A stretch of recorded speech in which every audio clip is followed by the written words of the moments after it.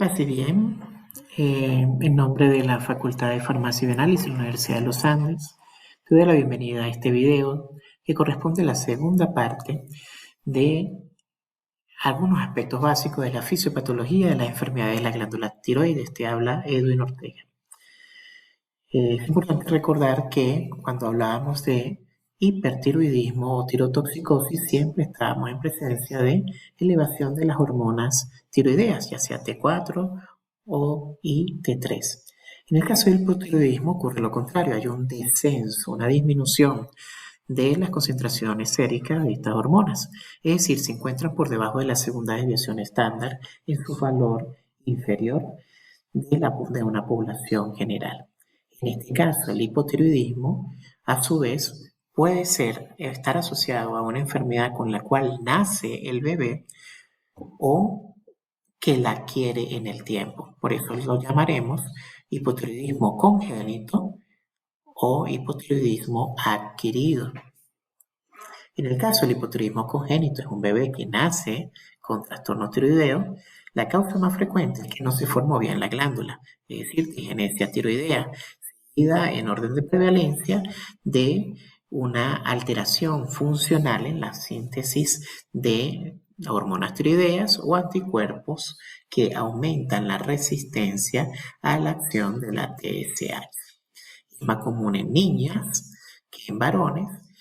Hasta cerca del 10% de los pacientes pueden llegar a tener cretinismo, que es un tipo de retraso mental, sobre todo si no se trata en los primeros 6 meses el paciente. Otras manifestaciones clásicas del hipotiroidismo congénito, como pueden apreciar una lengua aumentada de tamaño, eso hace que tenga un llanto ronco, con dificultad el bebé para lactar, somnoliente, un lactante que duerme mucho, más de lo que normalmente duerme un recién nacido, que puede tener una prolongación en la ictericia fisiológica porque tarda mucho en desarrollarse el sistema de metabolismo a nivel hepático.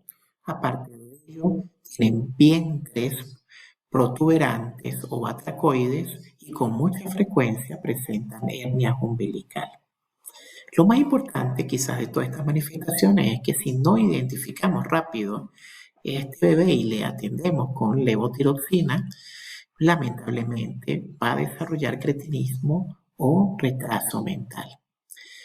Para ello, de forma de política de screening a nivel nacional, tenemos la determinación de TSH y de T4 a través de muestras de sangre que se toman a nivel del talón del bebé, con la finalidad de hacer un screening o tamizaje y descartar la patología. En el caso de que se identifique el bebé con un hipotiroidismo congénito, se inicia de forma precoz en los primeros días de vida con terapia sustitutiva, terapia hormonal sustitutiva de el déficit que tenemos de base de la hormona tiroidea.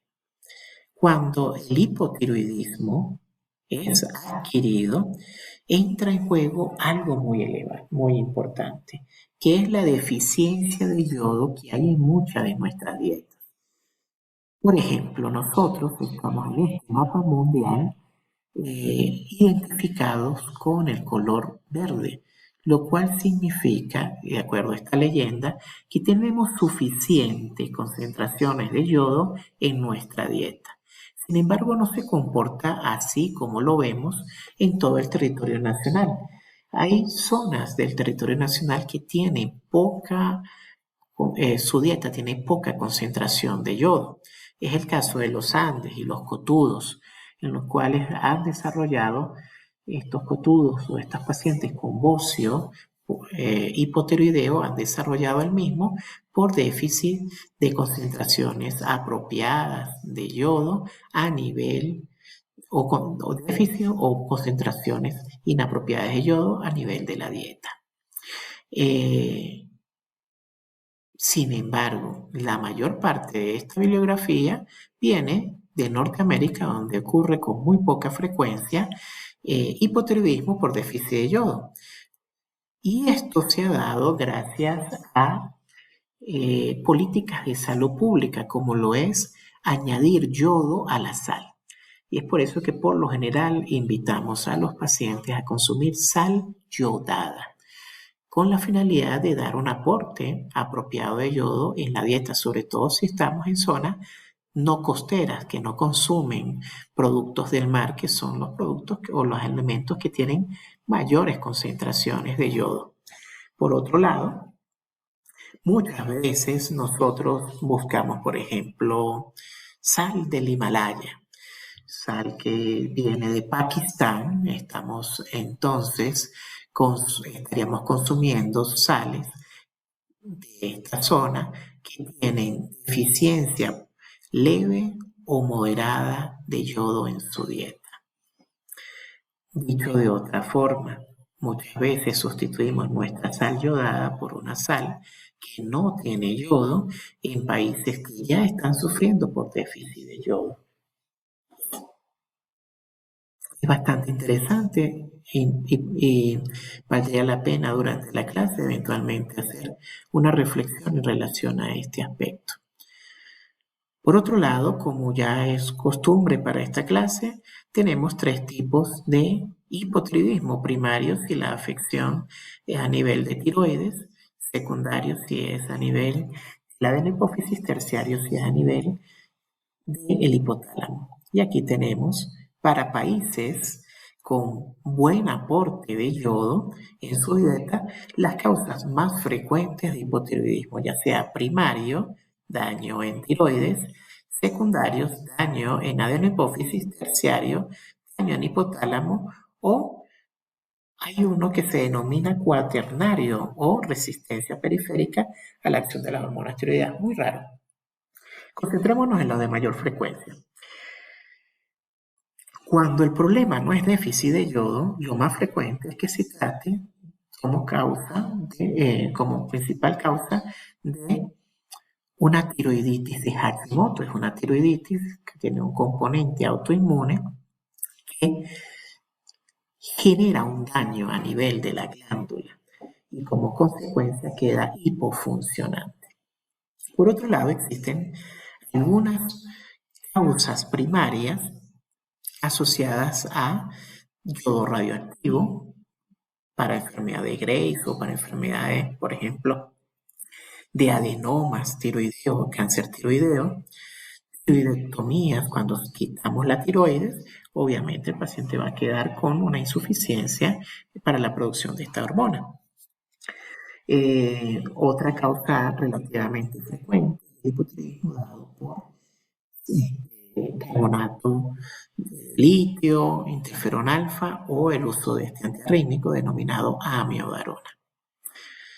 En síntesis, hay causas primarias, secundarias, que son fundamentalmente adenomas hipofuncionantes, y terciarias. Las más frecuentes o prevalentes son en países con deficiencia de yodo, la deficiencia de yoduro; en países con suficiencia de yodo, tiroiditis de Hashimoto; y en menor grado de prevalencia, las otras que anteriormente citamos, vinculadas con daño o eliminación de la glándula tiroides de forma quirúrgica o química, como lo sería a través del yodo radioactivo. Esto podría ser perfectamente una de las fases de clínicas del hipotiroidismo adquirido por tiroiditis de Hashimoto. Fíjense el gran aumento de volumen del tiroides que se nota a simple vista. Este aumento de volumen le podemos denominar entonces bocio en el contexto de tiroiditis de Hashimoto. Podemos ver otro tipo de bocio en el déficit de yoduro en la dieta, que es, por ejemplo, el que presentaban con mucha frecuencia los pacientes andinos.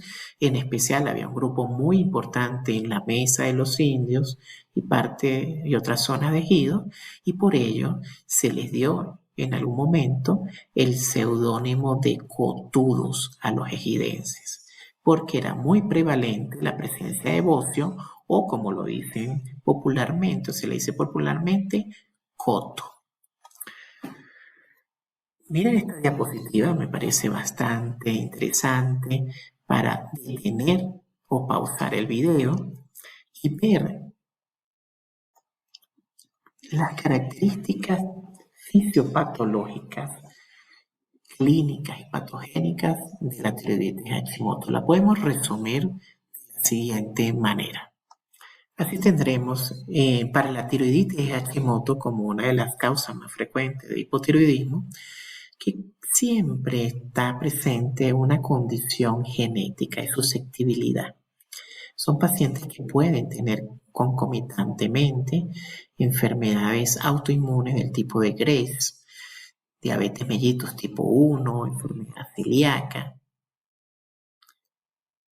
Estos pacientes, ante estímulos muy poco precisos, por mecanismo de mimetismo molecular, desarrollan o se activa una respuesta tanto humoral como celular. En el caso de la respuesta humoral mediada por linfocitos B, se producen anticuerpos dirigidos hacia estructuras propias de la glándula o del folículo. Así se tienen anticuerpos del tipo antitiroglobulina y antiperoxidasa. De hecho, muchas veces ante un bocio, ante síntomas de hipo e incluso hipertiroidismo, vamos a solicitarles a ustedes anticuerpos de este tipo, antiperoxidasa y antitiroglobulina. Si salen positivos, son altamente sensibles y específicos para tiroiditis de Hashimoto.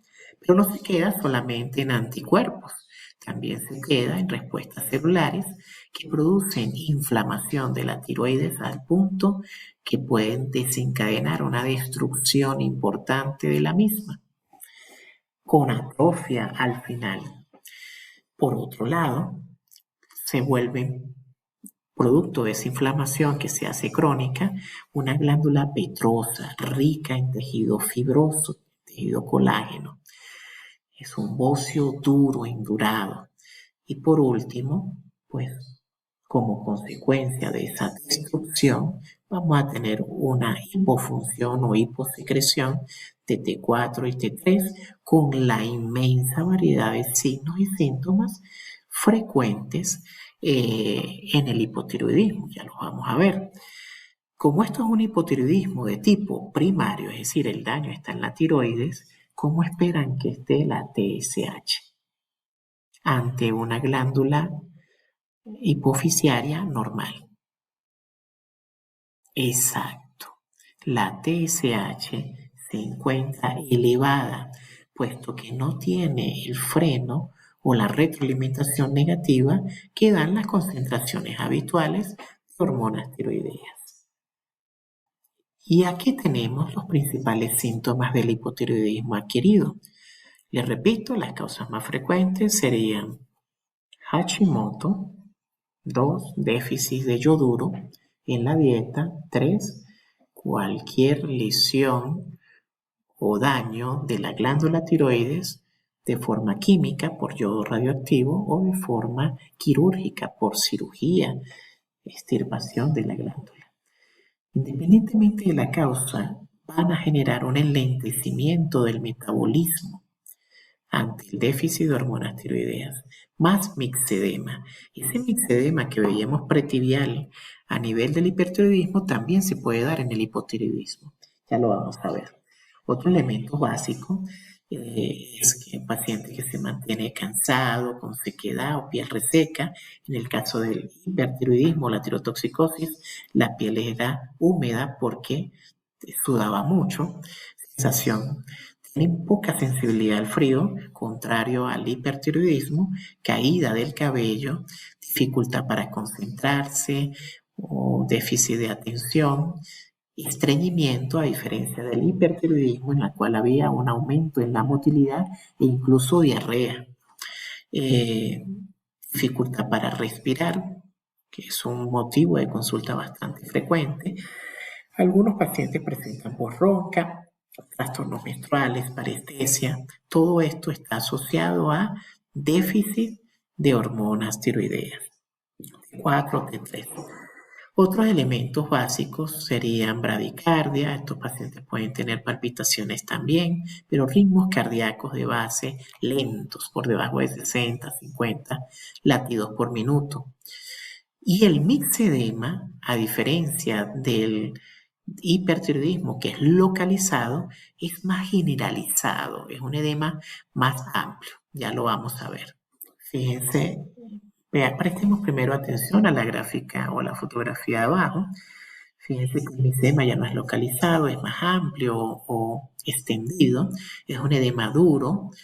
Es un edema que fíjense cómo ocupa no solamente en la parte anterior y distal de las piernas, sino también se extiende al resto de la extremidad inferior.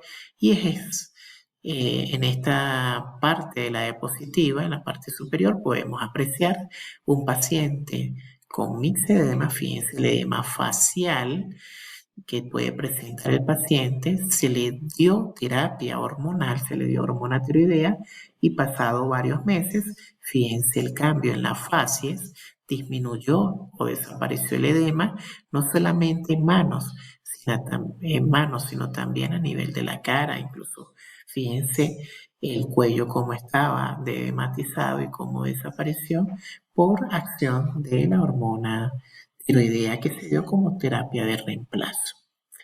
Te pregunto, ¿y por qué en este caso se dará mixedema? Recuérdate que el mixedema que se dio en el hipertiroidismo fue asociado a altas secreciones de proteoglicanos y retención de agua local. Ahora, muy bien, si bien en el paciente hipertiroidismo teníamos un mixedema o un edema vinculado a un aumento en la producción de glucosaminoglicanos. En este caso, lo que ocurre es que producto del lentecimiento del metabolismo hay una pobre destrucción o degradación de estos glucosaminoglicanos. Y en este caso van a quedar en proporción de los mismos a nivel de la piel, pero no solamente local de la tibia, sino en todo el cuerpo, como vimos anteriormente, incluso cara, manos, cuello. Producto de entonces una retención de agua más generalizada en contraste al hipotiroidismo, al hipertiroidismo por Graves base 2. Y esto perfectamente podría ser una gráfica central de lo que sufre un paciente por déficit de hormonas tiroideas. Puede estar letárgico, lento, con poca atención, edema periorbitario, edema de la lengua, edema facial, bocio en algunos pacientes, sobre todo en las primeras etapas del Hashimoto. También pueden tener voz ronca, bradicardia, algunas enfermedades autoinmunes, sobre todo se da para el Hashimoto, que se asocia con otras enfermedades autoinmunes como gastritis atrófica crónica, dada por anticuerpos anticélulas parietales, como veíamos en las unidades anteriores, enfermedad celíaca, por ejemplo, en otros casos, diabetes mellitus tipo 1, al igual que el hipertiroidismo, va a cursar con alteraciones del ciclo menstrual, puede tener edema a nivel de las extremidades, de una forma marcada incluso en las manos, no tiene temblor, tiende a la constipación, a diferencia del hipertiroidismo, que puede tener hasta diarrea. También aumento de peso con facilidad. Estos pacientes muchas veces vienen con quejas de que no pueden rebajar a pesar de que comen poco, producto de su baja tasa metabólica. Y un emaciamiento muscular que se da no por proteólisis, sino por una disminución de la masa muscular parcialmente por disminución de la actividad física. Y esto por debilidad. Y esa debilidad por disminución de la tasa metabólica a nivel muscular.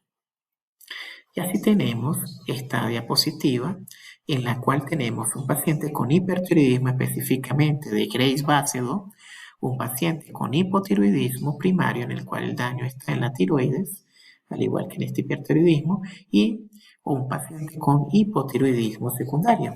En relación a estos pacientes, ¿cómo se van a comportar las hormonas TSH y T4 libre? Bueno, vamos a tener como resultado que un paciente con hipertiroidismo siempre va a tener la hormona tiroidea alta, mientras que los hipotiroideos baja. Por otro lado, la hormona estimulante del tiroides va a estar alterada de acuerdo a si el daño es en la tiroides o si es a nivel de la adenohipófisis o la hipófisis o el hipotálamo. En el caso del hipertiroidismo, por hiperfunción por Graves-Basedow, se espera que los estimulantes de tiroides produzcan aumento de hormona tiroidea y eso a su vez inhibe la secreción de TSH, es decir, la gran secreción de hormona tiroidea se espera que sea no por grandes concentraciones de TSH, sino por los anticuerpos estimulantes del tiroides. En el caso del hipotiroidismo primario, donde el daño está en la tiroides, esperamos una hormona TSH elevada, porque no tiene retroalimentación por la T4 y la T3, y en el caso del secundario, donde el daño es en la adenohipófisis, esperamos también TSH baja.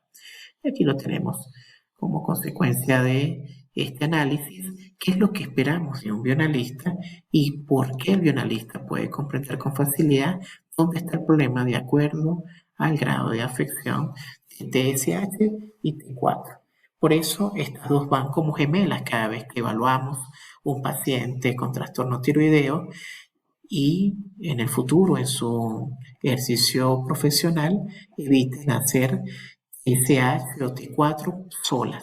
Siempre deben ser acompañadas para poder involucrar o identificar el sitio anatómico donde está el problema. Les habló Edwin Ortega, muchas gracias por la atención a este video y nos vemos con los casos clínicos el próximo jueves. Pase bien.